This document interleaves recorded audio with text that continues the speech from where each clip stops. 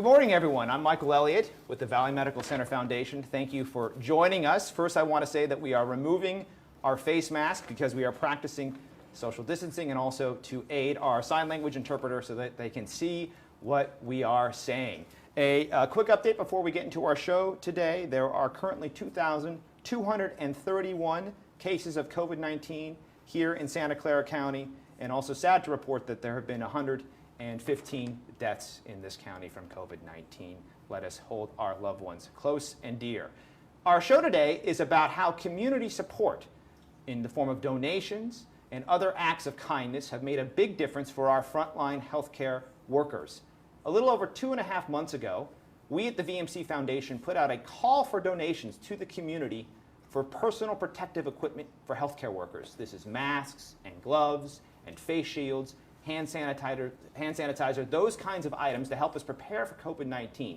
The response has been overwhelming. Since that time, over 2.5 million items of personal protective equipment have been donated to the Valley Medical Center Foundation, and $6 million that's allowed us to buy things like ventilators and testing equipment and other needed supplies. So it's made a real practical impact in our ability to respond, but it's also lifted the spirits of our frontline healthcare workers. And to talk about that today, I am so fortunate to be joined by two extraordinary individuals who are working hard behind the scenes to keep all of us safe. From Santa Clara Valley Medical Center, the Chief Medical Officer, Dr. Nguyen. Fong, thank you so much for being here today.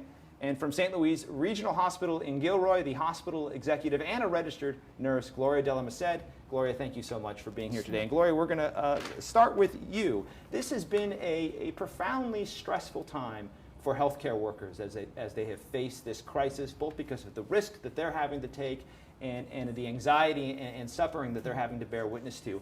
How has these donations from the community made a difference to you and your colleagues personally? How has it helped you get through this difficult time?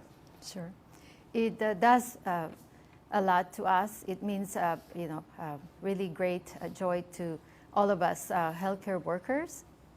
And it does bring a lot of meaning to all the workers at St. Louis Regional Hospital, O'Connor Hospital, as well as Valley Medical Center. All those donations, overwhelming donations, are very important to us because it does help us have a sense of security that we have all those protective equipments so that we can safely take care of our patients on a daily basis. Recently, we got a very nice donation from personalized cookies from a local baker in Gilroy, resembling a healthcare worker wearing a mask. It sure did brought joy to our frontline staff. That was very cute. Thank you, Gloria. Dr. Nguyen, let's talk a little bit about why maintaining an adequate supply of PPE is so critical during this particular crisis. What's unique about this disease that makes protecting healthcare workers so challenging and so important? So COVID-19, unlike the influenza or the flu infections, is a novel respiratory viral infections that spread a lot easier than influenza itself. There currently is no effective treatment or vaccines. In our day-to-day care for COVID patients, in order to keep our healthcare workers safe, we need to be able to have available proper PPE equipment for our team. In that regards, in caring for symptomatic COVID patients, we really need the N95 respirator mask along with all the other equipment that Michael mentioned that's been donated through the foundations. And why, and some have asked, why are we having to get this donated from the community? Why can't we just go out and buy this stuff? What's the reason for asking for donations? So that's a great question, and I think a lot of us wonders why we need this.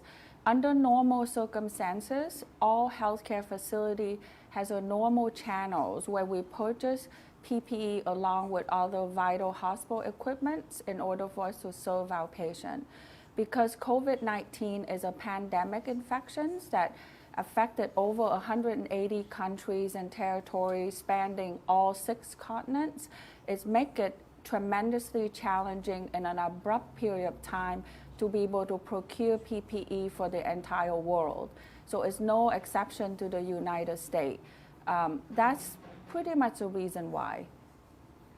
Gloria, you mentioned the cookies, and this is a Yes. public health broadcast, so normally we don't celebrate cookies, but in this case we will, of course. Yes. Has there been a particular donation that has been personally meaningful to you otherwise, that really stands out in these last few months, that's put a smile on your face? Sure. We recently have a donation, a local high school student from Gilroy who created a face shield mask in his garage. He designed it himself and, and created more out of the digital printer. And he brought it down to St. Louis, and it sure did brought joy and tears of joy and gratitude to our frontline staff, for a local high school kid to be able to think about that. They feel so loved, and and the sense of security once again for having that personal protective equipment being made by a local resident, as young as him, and making a lot of difference in the daily lives of our healthcare workers. That's fantastic. Yes. Gloria, let's stay with you. As you know, the shelter-in-place order has recently been extended to the end of this month, the month of May. Sure. What are you saying to your friends and families and colleagues, and why continuing to abide by this order is so critical to helping us get through this crisis? Why do we still need to continue to shelter in place? Shelter in place, staying home, stop the spread, and saving more lives. It is such very important that sheltering, remain sheltering in place is very important for us healthcare workers. Allow us to take care of our sick patients, and you please stay home so that you can continue to stop the spread, and at the same time, able to make a difference in the lives of many others. Dr. Nguyen, let's talk about hospital readiness. Where are we now as opposed to where we were in March when the first shelter-in-place order went into effect? What has this time allowed us, the hospital side, to do to help us be better prepared to respond to COVID-19? So the shelter-in-place, in essence, have given our system, along with other systems, a lot of time to be able to increase our capacity, to be able to purchase and secure critical hospital supply, including the PPE that we mentioned, also the respirators and critical medications. It's also helped us to have time to prepare, to complete and prepare surge planning. And most recently, a lot of facility, includes ourselves, has implemented the recovery phase. And as of today, I'm happy to say that we are slowly bringing back elective procedures and surgeries. I want to talk a little bit about why having such a strong public health care system as we do here in Santa Clara County is making a difference in our response to this crisis. Santa Clara Valley Medical Center, widely regarded as one of the finest public hospitals anywhere, now part of an expanded integrated network with O'Connor Hospital and St. Louis Regional Hospital. What makes having a strong public health care system an important tool in helping this community respond to COVID-19? The core mission of public health system is to deliver quality care to all residents, especially the vulnerable populations. We are grateful and very fortunate in our county to have the support of our board supervisor and the leadership of Dr. Jeff Smith, the county executive, to have a robust public hospital system. The acquisition of O'Connor and St. Louis and DePaul has helped us expand our healthcare workforce significantly, also add significant acute bed capacity to our system, and allowing us to provide better care to the South County residents. Gloria, and you've seen a remarkable transformation at St. Louis from the hospital potentially closing down to now being part of this county network. How has this integration with the County of Santa Clara Health System improved your ability to offer the care you need and strengthened St. Louis's ability to respond to COVID-19? Sure. By being part of a large public health system, it allowed us to access more resources and the technology, state-of-the-art technology. Last year in August, we implemented the Epic Health Link, which allowed us fast, reliable electronic medical system, which is really a great gift for us to be able to better take care of our patients. And also to being part of the public health system, we, in the early part of the acquisition, we created a transfer center that allows a coordinated effort to transfer patients within the hospitals for either for a higher level of care and or more access to resources. It's a real integrated system then. Absolutely, yes. So we're almost out of time. So lightning round here, Dr. Nguyen, we are not out of the woods yet with COVID-19. What's your message to everyone, as a doctor, what's your message to everyone watching right now on what the most important thing they can do to help us get through this? So firstly, I want to thank the collective communities for the tremendous sacrifices that have been made to date. I urge everyone to continue to listen to our public health officer orders. We cannot afford to lose the ground that we have gained. We need more time for the healthcare system to build additional capacity.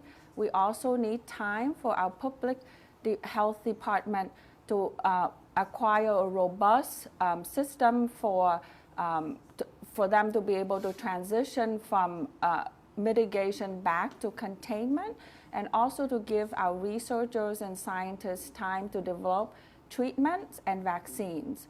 I want to thank you please do keep yourself safe, your family safe, and the community. I believe that we will succeed. And Gloria, a quick message to folks watching at home on why these donations have been appreciated and are making a difference. Sure. So I want to urge the community to please continue to send those donations because they're very important to us, and also to please also remember our less fortunate community residents, especially the homeless, the depressed people, people who lost their jobs. And please continue to reach out to our local food banks because they are really needing our help.